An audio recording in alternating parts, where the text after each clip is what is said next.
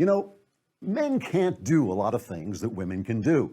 We can't bear children or talk complete nonsense and get away with it because we're cute. We can't even stand with our hands on our hips, rolling our eyes and tapping one foot at the same time because it just looks silly when we do it. But at least we can spend a little time each month feeling out of sorts and depressed by visiting our favorite website, Everyday Feminism.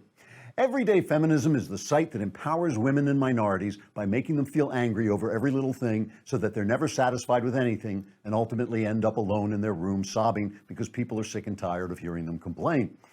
This month's best post on Everyday Feminism is entitled, quote, "Coming out as queer is even more complicated for a fat person," unquote. Now, that title may strike some of you as hilarious, but that's only because you have a sense of humor. To most of the readers of Everyday Feminism, fat queerdom is a deeply serious matter, which of course only makes it that much more hilarious for the rest of us. The post begins, quote, "I came out as fat to myself about 5 years ago."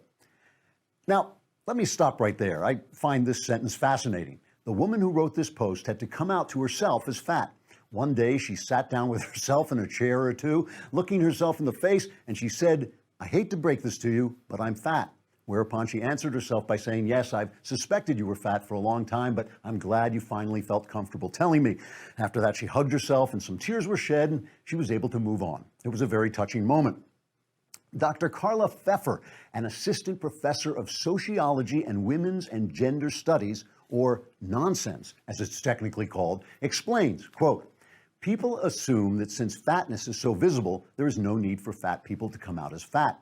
But some people view coming out as fat as a way of taking back and reclaiming the discourse around fatness," unquote. I have no idea what that means, but I'm sure Dr. Pfeffer doesn't either. Otherwise, she'd be doing something more useful than teaching gender studies, like standing on one foot balancing a pencil on her nose. But coming out as fat is apparently not so easy if you have to come out as queer at the same time. The post continues, quote, "Gay fat cis men are deemed feminine because they are fat. Lesbian fat cis women must deal with the narrative that they chose lesbianism because their fat bodies make it impossible for any man to ever be attracted to them."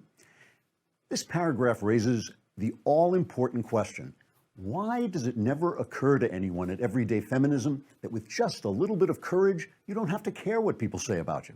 Still, you might want to lose some weight. Trigger warning, I'm Andrew Klavan. This is The Andrew Klavan Show.